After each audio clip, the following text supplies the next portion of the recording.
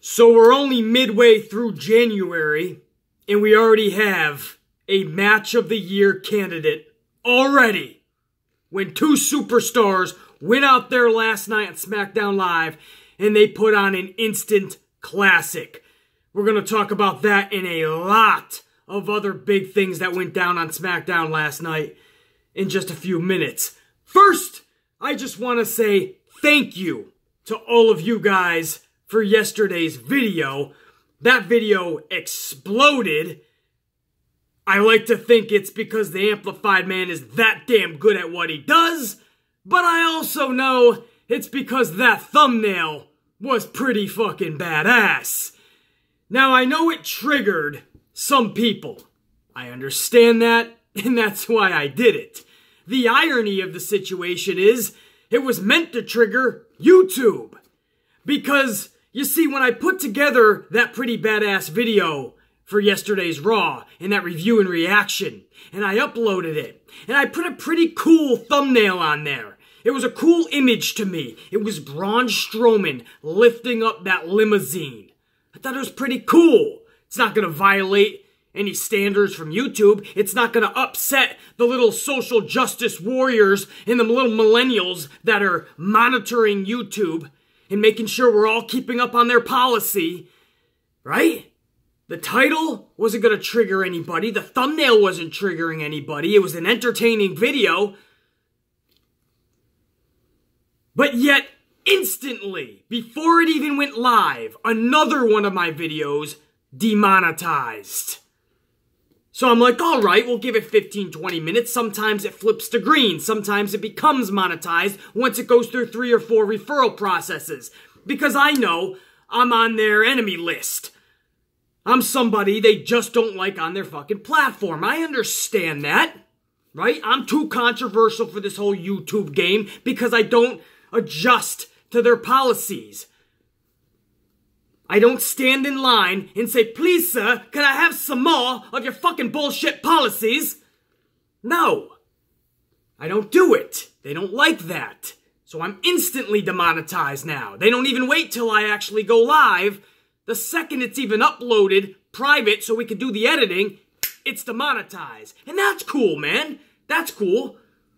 But what I've learned to do yesterday is I said, you know what? Then fuck that shit. If I'm going down in a blaze of glory. I'm going down swinging. And that's what I did. So I took that thumbnail down of Braun lifting up the limo, which was nothing derogatory, nothing racy, nothing sexual, unless you think Braun Strowman lifting up a limousine is fucking sexualizing anything. What, the automobile industry? Is it sexualizing big fucking grizzly fucking men? Doubt it. I don't know what that thumbnail or the title did, but you know what I did? I said, fine. If I'm going down, I'm gonna go down with a big fuck you. And I switched that thumbnail over to Alexa Bliss. And I switched that title to Alexa Goes Raw. Because I said, I'm going to trigger these social justice warrior millennials that are monitoring YouTube. That are checking out my channel and going, BC, put up another video. We got to put it onto demonetization. BC, it's BC. Can we just demonetize him instantly? Yeah, it's BC. We definitely should do that. There's gotta be some edgy shit in there. He's controversial as hell. Even if he tells you that everything is good, it's controversial. So I said, I'm gonna give you something to cry about. And that's what I did. And it created a buzz. There's no question. Headed toward 10,000 views already on that son of a bitch. It created a buzz. But I'm proud of you guys because you guys, you're cool with it. You understand that beautiful women can be sexy on TV and can play sexy characters still. It doesn't mean we're degrading somebody or this over-sexualization is going to be hurtful for somebody or a group of people. There were a few. Oh, this is the grown men. this is what really gets me, and we'll talk SmackDown in a few minutes. I'm not going to give you a timestamp. Do I look like a guy that gives timestamps? No. You listen to an Amplified Man video, you listen from minute 1 to the end minute. To the very last minute, the very last seconds. The only timestamp you're going to get from the Amplified Man is one upside your dome piece. Boom, zoom, to the moon.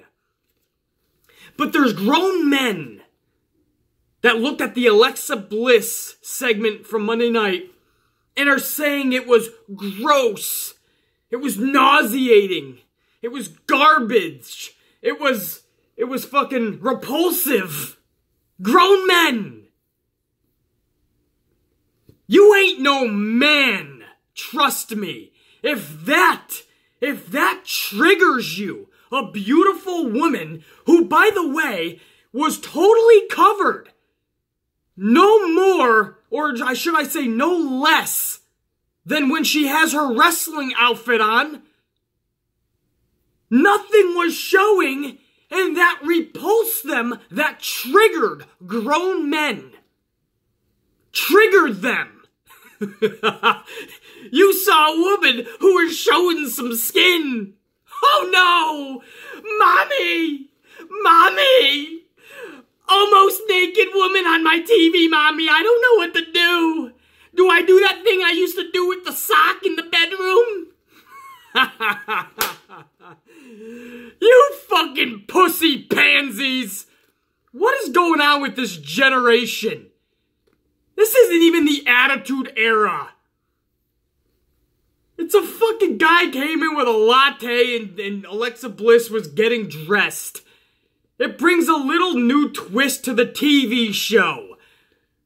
It's a television show that is on from prime time into the 11 o'clock hour. Later night TV. It's okay to have a fucking sexy woman on TV. It's alright. One day, you might get a girlfriend. Or shit, technology is so damn good, they're doing those blow-up dolls that are really, like, lifelike. Maybe you'll get one of those. And you're gonna have to do things to them. Good luck. It's okay to watch it. It's okay, you don't gotta yell for mommy. You don't gotta take your outrage to social media. This isn't setting women back 50 years, 100 years, 500 years to the beginning of time. This isn't setting anything back. It's a TV show with a beautiful, sexy girl / lady / woman / female, whatever your political term is. It's a beautiful, sexy gal showing some skin. And again, it's no more than her wrestling outfit. She was totally covered. You would have never made it back in the day when Sable was just painted. That's right, her fucking boobs painted. Nothing covering them, just some paint. That's a real thing. You can look that shit up. Oh no, don't actually. You might pass out. Naked woman, oh my god. Abort, you're inside your fucking head. Your little fucking minions in your abort mission, abort, emergency. Naked girl, what do we do? There is a naked girl on my TV. Shit, overload, can't function, smoking. I am now malfunctioning. Zzz, shut down. What the fuck happened to this generation? We're not, if you have fucking kids, your boys are not growing up to be men. They're growing up to be little pussy bitches. Good luck with that one. Gillette, the fucking razor company, just made a fucking 2-minute video talking about how boys shouldn't be boys. The old saying, boys will be boys, and you know how they like to get their hands dirtier than most. They like to fight. They like to be competitive. It's men! It's boys! It's what we do! Gillette's trying to say, don't do that! And then they disguise it as, we mean don't be bullies. Don't be bullies. That's not what your ad is showing. Your ad is showing just little kids fighting around their parents and shit, around a cookout. That's what kids do. That's what boys do. It's okay. It's how you grow up. It's how you mature. It's how you learn about yourself and learn shit and what you're capable of. Men are different. If we were the same, we'd all look the same. It's cute to say men and women are equal. It's cute and cuddly to say that. And we should be for many things. Equal pay, equal respect, equal time, equal rights, equal all of that. That is beautiful, absolutely. But what you cannot say is equal is testosterone, hormones, emotions, feelings, genetics. These are all things we're not equal because science has told us that. You know, seriously. And society is telling these kids growing up now how you have to be. You all have to be the same. Same genetics now. It's not... Fuck science. You're all actually the same. And emotions and feelings and testosterone and hormones, all that. Push it aside. Just don't have those feelings. Don't be as competitive. Don't be as aggressive. That's fucking... Don't be a man. Let's all be women. We women. All right. Let's just change the test of time. It's mind-boggling to me. We don't have, you know, and again, equal pay, equal respect, equal time, equal everything. No gender should be looked at as better than the other. That goes for race, sexual preference. I'm cool with it all, obviously. Nobody's an actual fucking douchebag roaming the fucking world. And if we see an actual douchebag, we fucking... Well, old school, we beat the shit out of them, but you can't do that anymore. No, there's no more fighting. No, you can't do that. Boys today, I feel so bad for these boys today are growing up not to be men, but to be pussy bitches. Because that's what they're growing up to be. That's how they're being taught. What is going to happen when life punches them in the mouth? They're not going to know what to do. Life is cupcakes and rainbows. Something bad is happening to me. What do I do? I don't know what to do. I can't fight at all, emotionally or physically, because I've been taught I'll never need to do that.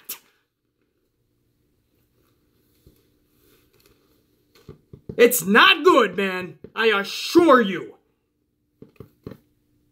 It's normal to fight as kids. It's normal to fight as teenagers. And if you do it correctly, you're not fighting when you're an adult. You learn lessons. You grow. You find out about yourself. You laugh about shit. What are these kids going to be able to... What stories of really growing up in harsh lessons are they going to fucking know? That they weren't able to get the newest fucking Apple phone one year? I had to skip the 10. I had the fucking 9. I wanted the 10. I didn't get it. I remember those days, man. Times were rough. The struggle was real. I saw a naked woman. This is garbage television. Raunchy. That was another one. Raunchy television. Yes, a fucking extremely beautiful girl. Getting dressed in the locker room. Everything was covered. It was just for a TV segment. It's not pro wrestling. Fuck says who? It's exactly what pro wrestling is. That's the biggest era and ever of pro wrestling was called the Attitude Era, and we had a shitload of that. It was part of the program. Beautiful women has always been a part of the program. And they can be sexy and sexualized, and it's okay. It's TV shows. Like your movies, like your other shows. So that thumbnail, it was originally supposed to just trigger YouTube. And again, the irony is, they instantly monetized it after I switched it to that Alexa Bliss photo. How funny is that? I did it to say fuck you to them. You're gonna demonetize Braun Strowman lifting a limo? So now it's just clearly you're just targeting the amplified man. You just wanna demonetize me at every video I put out. So I said, okay, cool. You're fucking with the wrong motherfucker here, because not only am I gonna punch back, I'm gonna go for the fucking knockout. I'm not here for the money, motherfucker. That's the added bonus.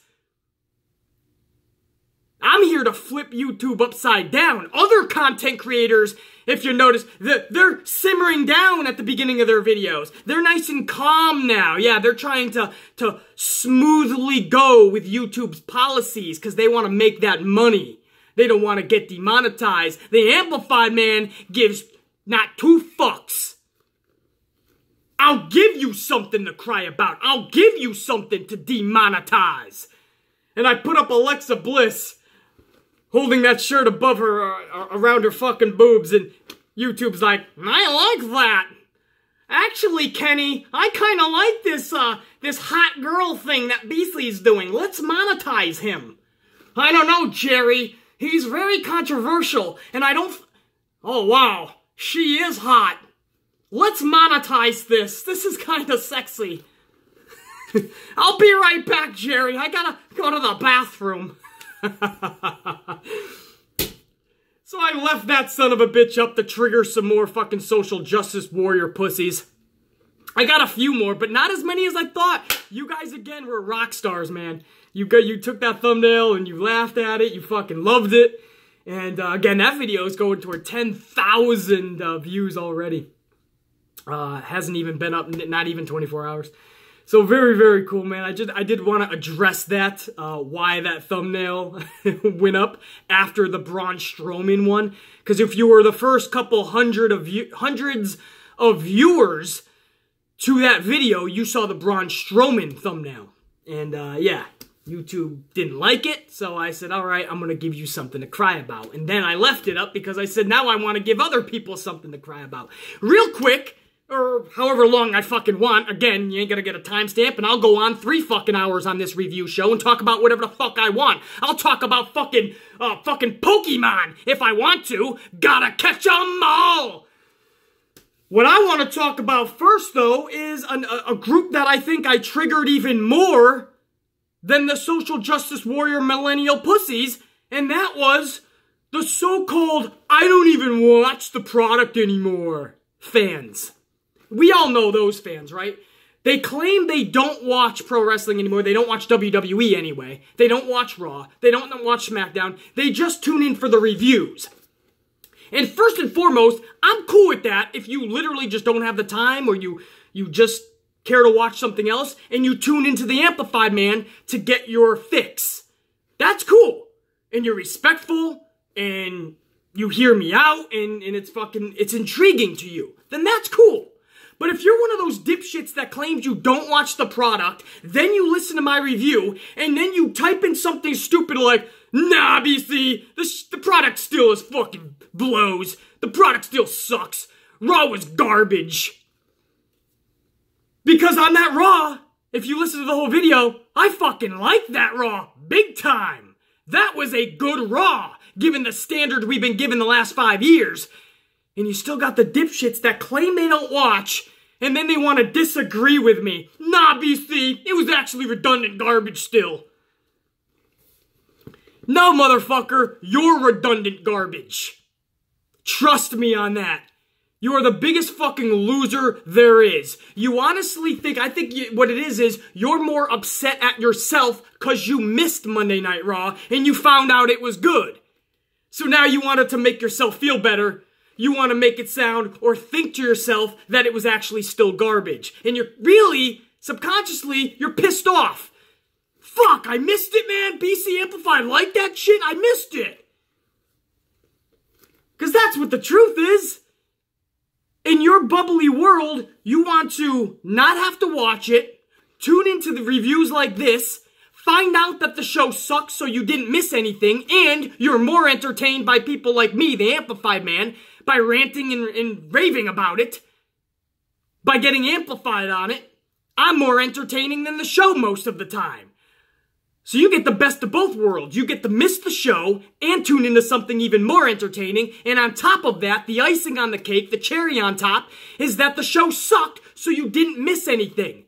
But what happens when the show is actually really good? Then you missed it. Then you're pissed off.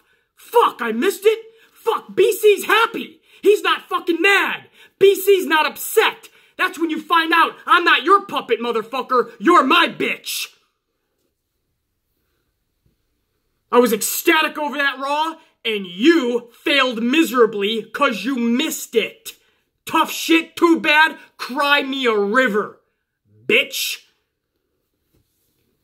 I cannot stand those people that claim they don't watch the product, but yet they are the biggest fucking complainers that I see.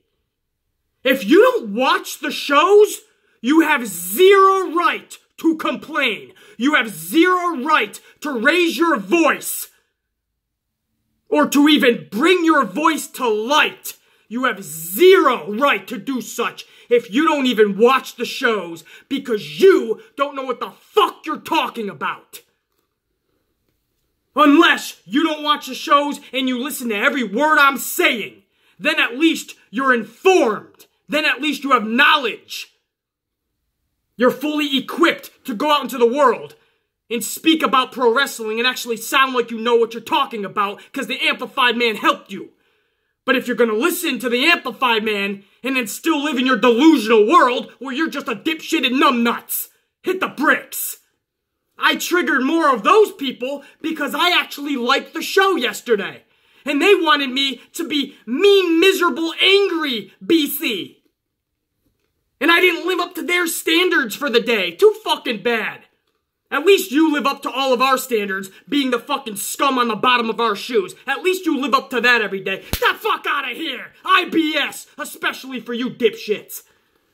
And now, because I care to, now I will go on with the SmackDown Live review show. And for anybody who's gonna put a timestamp in the comments, sometimes I get a fucking dipshit, 11:27, you're welcome. Or 13:16, thank me later, right? They try to tell everybody when to fast forward to the fucking SmackDown review or the Raw review. That comment never sees the light of day. That comment never reaches the masses, I assure you.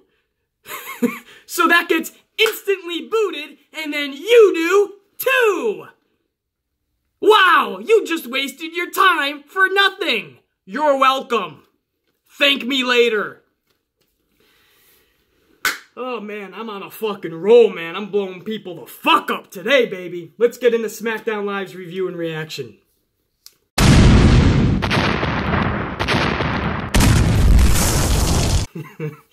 Naked girl. Okay, enough.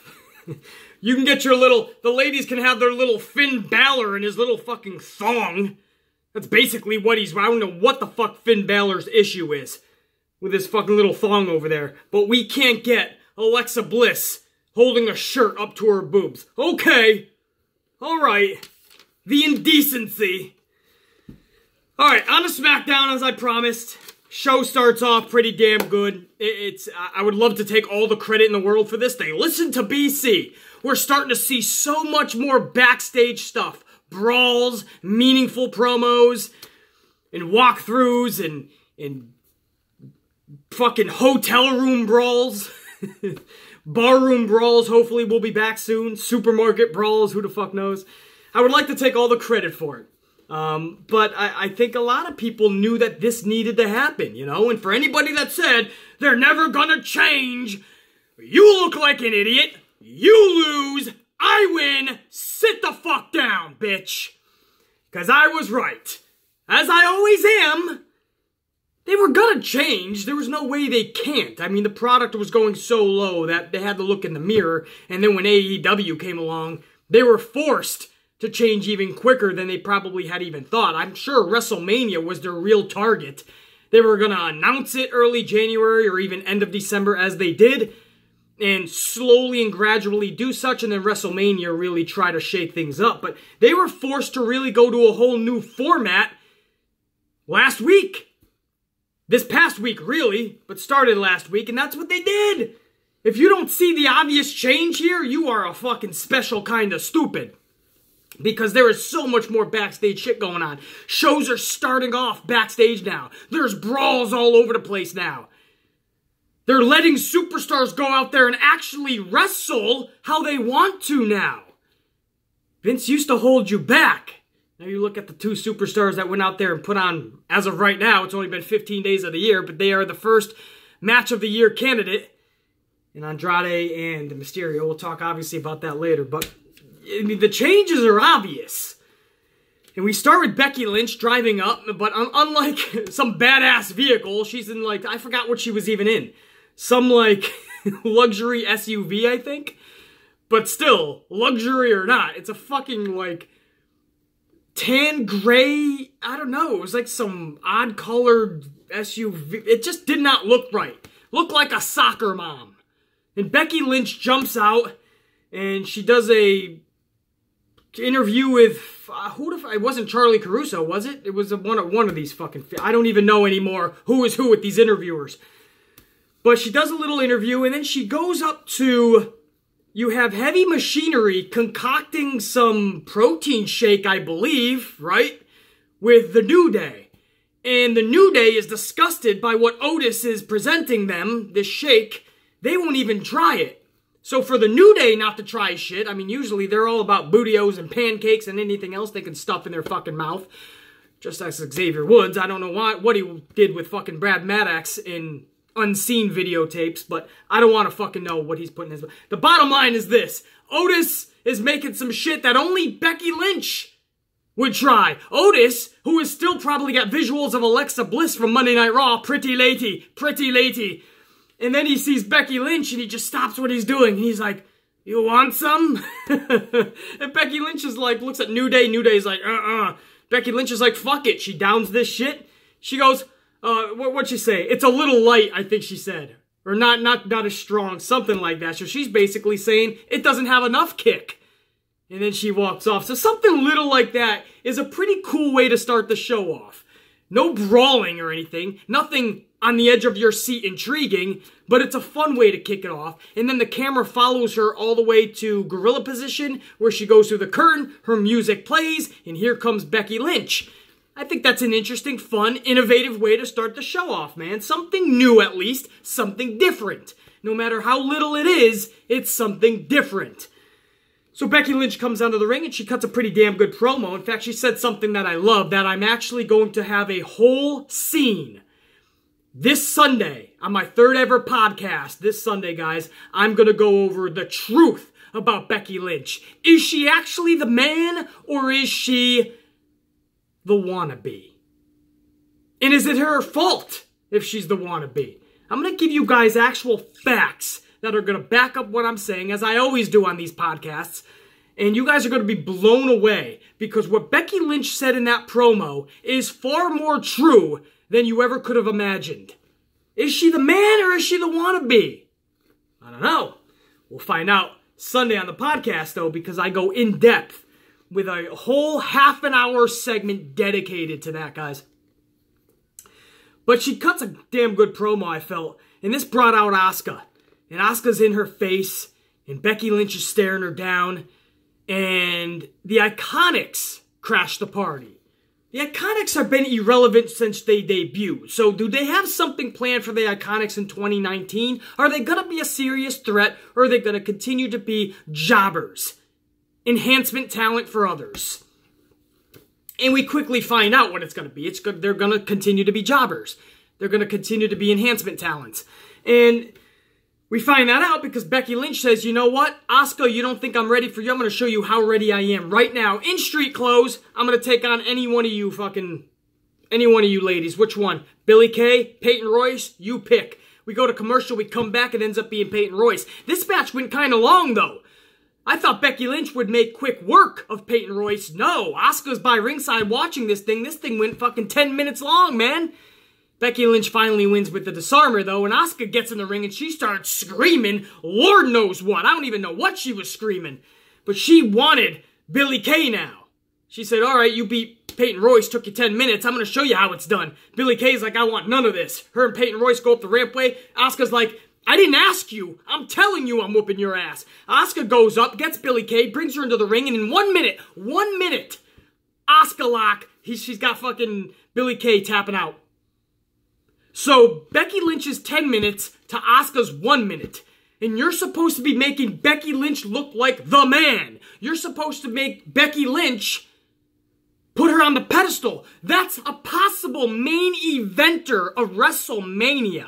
And again, I go in depth this Sunday on the podcast, on this very channel, about that whole situation. And about how Becky Lynch's momentum is slowly dying down because of shit like that. It's great for Asuka, but Becky's supposed to be your bright star. Heading into the fucking dog days of summer 2019, into SummerSlam 2019. All the way from here through SummerSlam, that's supposed to be your main focal point. Or is it? Are the rumors that we're hearing true and Vince McMahon no longer knows if he could put that type of stock in Becky Lynch? Again, we talk about all that in the podcast. I'm not going to spend another minute on it now. That'll be this Sunday. But it's a very interesting first segment there, first couple of segments, when you have Asuka showing up Becky Lynch in dramatic fashion. 10 minutes to 1 minute victory. Asuka looking like a bona fide superstar. Becky Lynch looking like she can barely beat Peyton Royce. Anyway, I thought it was a new way to kind of jump into a storyline feud between Asuka and Becky Lynch. It was a different way to do such. They each are taking their chances with the Iconics, seeing who can one-up each other. Asuka takes the W here. Becky Lynch is going to have to eat the L when it comes to who did better last night.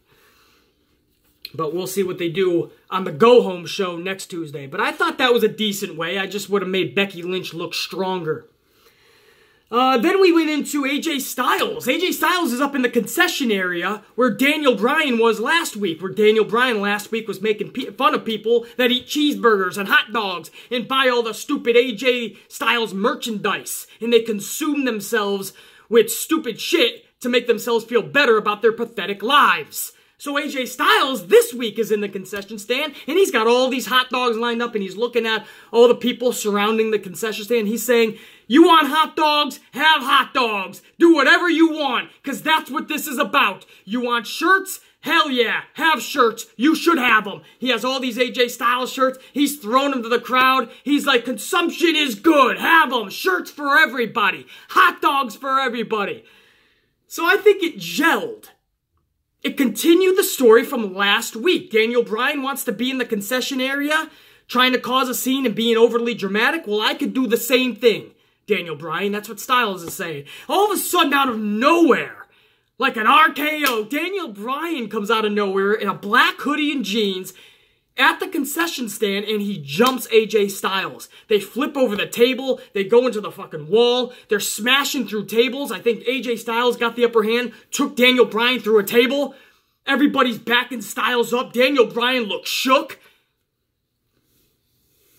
That's kick-ass. That's what I mean about going backstage and brawling back there, setting up storylines, continuing feuds out of the ring, and in unique areas.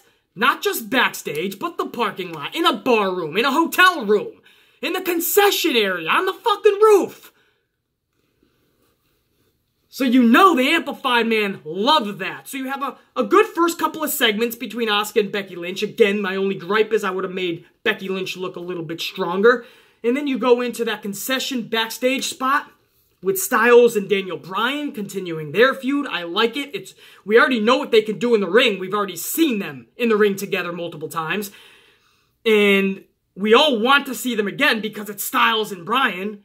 But how can you build this feud up and make it more personal without having them in the ring every week, just cutting a promo on each other? That's unique. I like that shit. Then we stayed backstage. Jimmy Uso and Jey Uso are backstage. And they get a message, it's a little gift. And they start reading it, and Jimmy's reading it, and he's saying something about, I don't know, it's some love letter, basically. And they think it's from Naomi. But it's actually from Mandy Rose, and there's a hotel room key. And Jay's like, you're not really going to go there, are you? And Jimmy's like, I don't know, man. And that's how it cuts. So you know they're going to go back to this story later on in the night. I like that. You guys know if you watch this channel religiously, I love when they have a continuing storyline throughout the night. It makes me give a shit about the television show as a whole. I love that. On Monday night, it was the whole who's going to replace Braun Strowman. And not just who's going to do it, but they continued the storyline every fucking match. After every match, every other segment, they were continuing with a new storyline within the storyline. So I like that. You know, the Finn Balor, now he has to go through another obstacle with Jinder Mahal before he can even get to the Fatal 4-Way. All of that shit was great. And then you go into last night on SmackDown with these backstage segments that set up something bigger for the future. That's how wrestling always was, and that's why we loved it. The television shows weren't necessarily all about the full-fledged wrestling. It was about building the storylines. Yes, you got wrestling matches, and you hope some damn good wrestling matches, but the shows were more than anything to set up the storylines. First and foremost, to build characters, build superstars, build larger-than-life motherfuckers that we care about. Secondly, build storylines and feuds between two characters that we give a shit about. And then at the pay-per-views, that's when you have the payoffs. That's when you have classic wrestling match after classic wrestling match and so on. But for years, they got complacent and lazy, and we just got redundant match after redundant match after redundant match. We barely went backstage, and if we did, it was just for a lackluster, stupid, redundant promo or interview segment. So now Jimmy Uso is contemplating going to a hotel room to meet Mandy Rose later. Love that shit! And before we went to commercial break, Samoa Joe's walking backstage to go to the ring for his match against Mustafa Ali, and he looks over and EC3 is standing there in his little trunks, looking in a mirror. Uh-oh, is that objectifying men, ladies? Is he objectifying men by looking in the mirror and trying to be all fucking sexy? Was that a double standard? How does it work? I'm trying to fucking jump into today's fucking societal world that we live in now. What a joke. But EC3's in the mirror. I fucking love the segment, man. Samoa Joe looks at EC3 like, what the fuck is this clown? And it was cool. Not a passing of the torch, but it's like one torch passing another torch. It's like Samoa Joe was one of the big-time members of TNA Impact back in the day, and EC3 ended up becoming one of the big stars of TNA Impact. And it was cool kind of seeing one just kind of walk by the other and go, what the fuck is this clown? But one day their paths are going to cross. So I like that segment as well. So back-to-back backstage segments really sets the tone for the television show and sets things up for the future. Loved it. Then we go by EC3. Can I just say, what a creepy dude that that character is creepy, isn't it? Doesn't say anything. Always fucking looking strangely at people. I don't know what that character is supposed to be, but he's missing the mark for the Amplified Man as of now. But at least it's funny, I get. Maybe that's what he's going for. Maybe it's an Otis type character. Actually, I don't think anybody's in the level of Otis, right? Otis is off the wall. I'm fucking loving that. That's why I called Heavy Machinery like the next Bushwhackers. Mostly Otis. Otis is like both Luke and Butch, the Bushwhackers, together. Then we go into Samoa Joe completely destroying Mustafa Ali. It was supposed to be a match. It wasn't. This was Samoa Joe maintaining dominance, showcasing dominance for the Royal Rumble. And he beats the shit out of Mustafa Ali. You guys know I could give two shits about Mustafa Ali anyway. So it was great for the Amplified Man to watch Mustafa Ali just getting beaten down and thrown around from pillar to post. And what this does is it sets Samoa Joe up to be a dominant superstar in the Royal Rumble. Whether you believe it to be or not, because the way he's been booked since he's debuted on the main roster, I understand. But beating somebody up as badly as he beat up Mustafa Ali last night, and then he went backstage and did a promo, an interview segment, backstage after he beat the shit out of Mustafa Ali, and that was a badass promo too that he cut. And he yelled out, "Do you understand me?" And he talked about how he is the dominant threat. in the Royal Rumble. And I love that, man. It gives an extra layer of somebody we can at least give a shit about when the bell rings at the Royal Rumble, or the buzzard sounds, I should say, and here comes Samoa Joe. Well, the way he's been booked, why should I give a shit? But if you book him like a dominant son of a bitch, I'll give a fuck. So I like the beatdown of Mustafa Ali angle as well. Then we go Mandy Rose backstage, telling Sonya Deville that she wants to break up the marriage of Jimmy Uso and Naomi. And even Sonya Deville is like, come on, Mandy. And Mandy's like, nope, I'm doing it. She walks off, obviously headed to the hotel room to meet Jimmy, hopefully. That's what she's hoping anyway, you know? So, again, I love that. So now we're continuing that. Is Jimmy Uso going to the fucking hotel, man? We got a little bit of a soap opera on our hands, man. And if so, is Naomi going to be with him? Is Naomi going to find out? I like that shit, man. If you're going to do... Listen, this is what I'm talking about. Vince is going to do Naomi and Mandy Rose anyway. Whether we like it or not, give me a story with it. Might as well. Make it fun. Andrade seeing Almas, or what they're calling Andrade. I don't know if this is going to stick. But last night, they were just calling him Andrade. I just wanted to roll my R there. They just called him Andrade, guys. I like Andrade Cien Almas, and you're probably going to hear me on these videos calling him Andrade Cien Almas a million more fucking times, because that's who he is to me.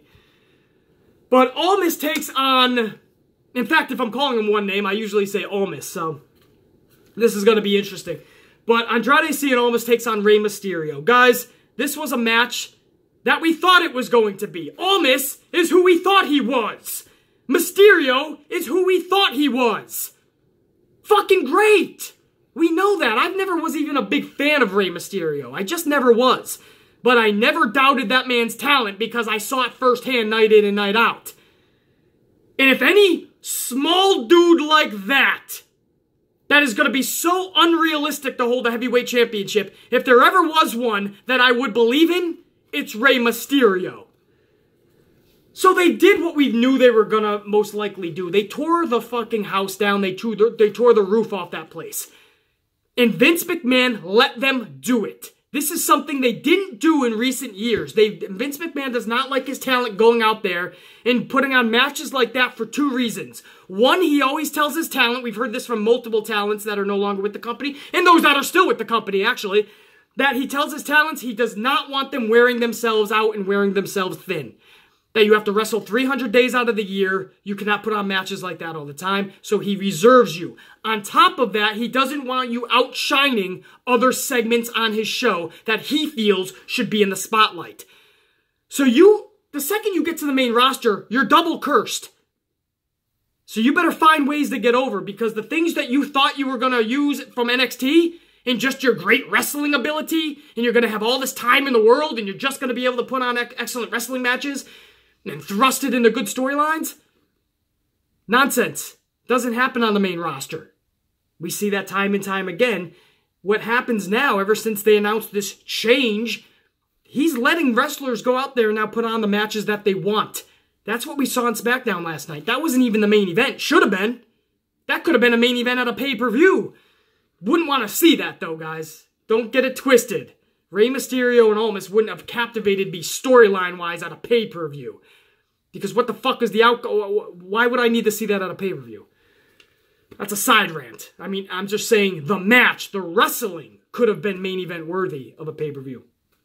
But that wasn't even a main event, and Vince let him go out there, and they did what Rey Mysterio and Almas do, man. They just fucking tried to out-wrestle each other.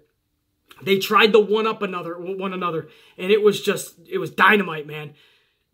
The crowd was not electric the whole night, but there was times in that match where they, in unison, rose to their feet simultaneously because the action got that hot.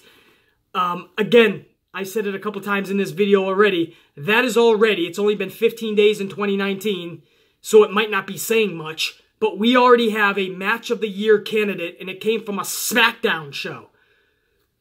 But that's how good Almas and Mysterio was last night. If you didn't see it, guys, if you're one of those, I don't even watch the show, I would go back and watch the show, or at least try to find that match in its entirety.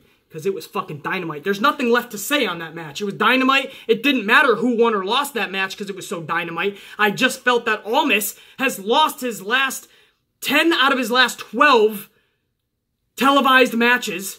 That's right. Yours truly researched that. If you caught my podcast this past Sunday, we did a whole scene, a whole segment on a plethora of superstars and their win-loss records the past 2 months on television. And you'll be astonished by what we found out. So if you didn't check that out, that's on the podcast. That's live on the channel right now. Go check it out. And Almas, we found out he lost his last 10 out of his last 12 televised matches. That's brutal and criminal on so many levels for a guy of that talent. But last night, I felt he needed that win more than even Mysterio. And he got the win too, man. A slight, and I mean slight, interference, nothing like too big, just literally a distraction, I'll call it, by Zelina Vega, and that was enough to get that hammerlock DDT from the second rope, and Almas picked up the W, man. I loved every aspect of that, I really did.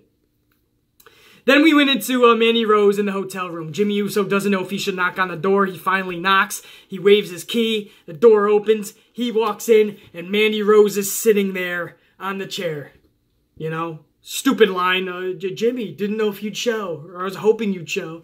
And Jimmy Uso's like, yeah, I'm here. And Mandy Rose gets up and she takes her nightgown, whatever the fuck she had on, she takes that off. She drapes that down and falls to the ground. She's got her lingerie on, man, which again is nothing more, nothing less, I should say. It's probably more than what she wears as wrestling gear. But you're gonna get some fucking social justice warrior millennial pussy that wants to fucking show outrage that they're being sexualized. But she has her some lingerie on, and she gets in Jimmy's face, and Jimmy's like, I don't know if we should be doing this, and a guy jumps out with a camera and snaps some photos. And Jimmy's like, that's what all this was about? Basically just to capture, like, me in the hotel room with you? So what, you can plaster this to my wife? And that's exactly what Mandy told him. Mandy's like, you honestly think I wanted you? She's like, I'm way better than you. I'm way better than Naomi. I am sexier. I am more beautiful than Naomi. And she knows it, and you know it. And she basically came out and said, this was all just to show her, and I'm just going to ruin your fucking marriage because I want to ruin everything in her life, including you. That was the best Mandy Rose we've seen promo-wise, man, in a long time. If ever. And that was fucking awesome, man. I love that. You know, the elephant in the room here is that there's an obvious camera in the hotel room, so the guy taking pictures isn't even needed. There's a fucking video camera taping this thing on live television. But we suspend that, right? We stay in our disbelief for the purpose of storyline and to be entertained. And that's what the Amplified Man tried to do. And Jimmy Uso storms off. He's like, all right. And he storms off, and Mandy Rose is like, good, I got what I wanted. And then she has this dreaded look on her face, and there's Naomi in the doorway. And Naomi's taking her earrings off, and that means shit's about to go down. I told you last week, when you see a woman with her shoes off and she's pissed, shit's about to go down. When you see a woman take her earrings off, shit's about to go down. And sure enough, she starts beating the shit out of Mandy Rose all over the hotel room. Mandy's able to get the upper hand. Mandy Rose and Naomi fall onto the bed. They're brawling on the bed. Mandy Rose's lingerie, listen, at this point, the Amplified Man, who's a man, by the way, a real man, one that likes sexy ladies, he's got, it doesn't have to do with coffee, but it has Naomi and Mandy Rose on a hotel bed, and I'm in heaven. That's all I gotta say. For 20 seconds, I was like, fuck yes! Stay on their shit! Fight forever! I loved it. They roll off the bed, unfortunately, but I'm like, all right, we can get a little rugged on the rugs, I guess. They start beating each other up over a chair, into a TV. When it was all said and done, Mandy Rose was able to actually throw Naomi over a chair and run away. Even watching Mandy Rose run away was fucking beautiful. She's got legs for days. Just beautiful, man. Wow. Mandy Rose. 2 thumbs up, man. I love listening. You guys hear Corey Graves and Michael Cole with the Alexa Bliss segment on Monday. And then you hear Corey Graves with Mandy Rose. I fucking love that shit. Corey Graves isn't afraid to show everyone that he's a man. An old school man. Who loves pretty ladies? Who thinks they're sexy? We're such boogeymen. We are demons. We're bad guys. I love that, man. Jimmy Uso comes back in. You all good? You good? Naomi's like, yeah, I didn't get her like I wanted to. So Naomi is straight just pissed. Obviously, I loved it. I'm a big fan of Naomi, so I'm a little biased. So, of course, I loved it. But then you throw in Mandy Rose like that. And Mandy and Naomi on a hotel bedroom beating the shit out of each other. One of them is in lingerie. And yes! And then we go into the main event, which wasn't actually a wrestling match. Or actually, it turned into a wrestling match. It was the Bestie Birthday Celebration Bash. Miz is throwing Shane McMahon a birthday bash. And this was a segment, I guess. Everyone's singing happy birthday to Shane McMahon. Shane McMahon is telling Miz, you know what? Ever since I was a little kid going to my first wrestling events, I always wanted a tag team partner. I always wanted to be tag team champions. And Sheamus and Cesaro crashed the party. And Sheamus says, hey, Shane McMahon says to Sheamus or Cesaro, any one of you, you want to get in the ring right now and prove yourselves, the Miz will take you on right now. Miz is like, Shane, I don't know if you noticed, I'm not in my wrestling gear. And Shane McMahon is like, you're the Miz. You're one half of the best in the world. Former champion of the world. Former WrestleMania main eventer. You're the Miz. One half of the future tag team champions. You can go anytime. So he fires the Miz up, and now the Miz is like, yeah, let's do it. So the Miz takes on Sheamus. That's your match. And the Miz ends up, I believe, I don't even know, this was kind of nonsensical to me, but the fun was really just seeing Shane McMahon out there. The Miz obviously beats Sheamus, I want to say. And then after the match, or maybe Sheamus, yeah, no, I don't know who the fuck. I want to say Miz beat Sheamus. And that's what I'm going to stick with. If I'm wrong, who the fuck cares, really? It wouldn't have mattered. It all was for the ending anyway, which was Miz and Shane McMahon somehow got Sheamus into the corner. They beat him up a little bit, brought him in the corner, and Shane McMahon is about to do his coast to coast. And I'm thinking, don't do that shit now. It's nonsensical. For a regular SmackDown Live, you're going to go coast to coast and risk injury? But that's what Shane McMahon does. He doesn't give a fuck what the show is. He's going to give you his all. That's why I love Shane McMahon. He gives you more than 80% of that roster half the time, if not all the time. So he goes up and he does coast to coast when he doesn't even have to. The Miz has a fucking cake, a birthday cake in front of Sheamus' face. He goes coast to coast. Shane McMahon goes into the birthday cake, into Sheamus. I think he got more of the birthday cake than Sheamus.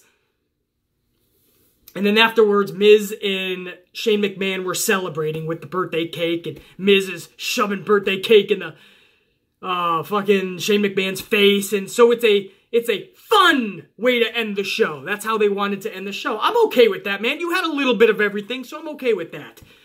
I just don't trust this tag team. I don't know when it's going to be. If they give them the tag titles, I honestly feel at WrestleMania they're going to lose them and then they're going to separate. Miz is going to turn on Shane or maybe vice versa. That's if they get the titles at the Rumble. If they don't get the titles at the Rumble, Miz is turning on Shane or vice versa at the Rumble, and that's going to set up a WrestleMania match between Miz and Shane McMahon. But I don't trust this shit one bit. Something's going on with Miz and Shane, and it's not a longevity tag team. Trust me. There's going to be a turn. I just don't know who it's going to be and exactly when. Either at the Royal Rumble or WrestleMania. As far as SmackDown as a whole, I didn't mind the show at all. Some people were on social media crying about, oh, this was a shitty show aside from Andrade and Mysterio. Well, speak for yourself, man. I had a little bit of everything on this show. I got to see Samoa Joe show us that he is still badass, despite how he's been booked horribly. And maybe he is a part of this new change, and maybe they are going to give him the time of day now. Samoa Joe looking like a beast again. I got to see Mandy Rose being sexy as fuck, which is what Mandy Rose is. I got to see Mandy Rose and Naomi battling on a hotel bed. Fuck yeah. I got to see Andrade Mysterio taking on Rey Mysterio in a classic 25-minute match. Already match of the year for me.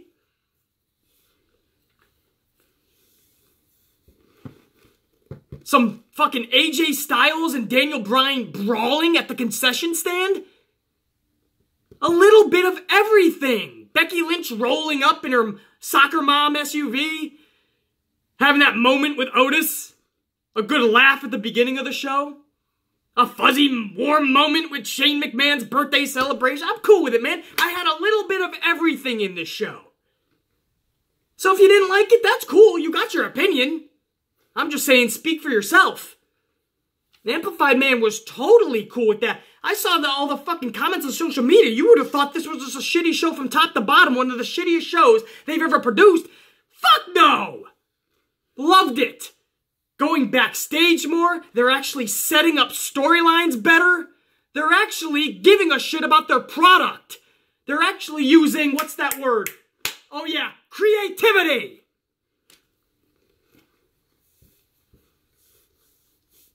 And again, sexy women are allowed to be sexy women and show how sexy they are again. That is great. It's fucking epic. I had one person tell me, guys, that this is going to set back the actual women wrestlers, the Sasha Bankses, the Charlottes, the Becky Lynches. And that the spotlight is going to be given to now the sexy ladies or the ones with those characters. Guys, this doesn't harm anybody. Sasha, Charlotte, Becky, Asuka, they're all going to be looked at the same way they are and hopefully even more epic in the future. Trust me. There's no harm, no foul with Mandy Rose, whose character from the beginning was really sexualized, I should say, that I'm beautiful and that's who I am and I deserve everything because I am so hot and so beautiful and so sexy. That was always her character, like an Eva Marie. Eva Marie, yes. It's been so long ago. That was kind of her character. Alexa Bliss, she's concussed. She's out. It's taking longer than usual. A lot of people were dogging her wrestling anyway. She's obviously one of the most attractive females in the fucking world. What am I saying? With a body to match. Okay, so they do some sexy scenes with her while she's not able to wrestle. No harm, no foul. It takes nothing away from the top wrestlers in the industry. Let Mandy Rose have a chance to have a character. They were going to give her the moment in the time in the spotlight anyway. It might as well be in a way that people are actually captivated. The Amplified Man, at least, is captivated. A lot of other men are captivated. In today's society, a lot of women are captivated by Alexa and Mandy Rose the last couple nights. That's always cool. Anyway, I'm sure I triggered even more people today, and I fucking love it. Look at me, look at me! I love it, baby! I'm the bad guy! From the time I was born, I was the bad boy, the bad guy, the boogeyman. I'm the asshole! If you're pissed off at the Amplified Man, I'm doing my job. Good. My only regret? I didn't piss you off even more. But don't worry. There'll be another video, and I'll be on my A game, making sure you cry me more tears. For my Amplified unit, the real men and women out there that kick ass in this life, that worry about themselves and their families and their loved ones first, before the world's problems. For you guys that are tough at the core, emotionally, physically, you are strong Amplified unit members.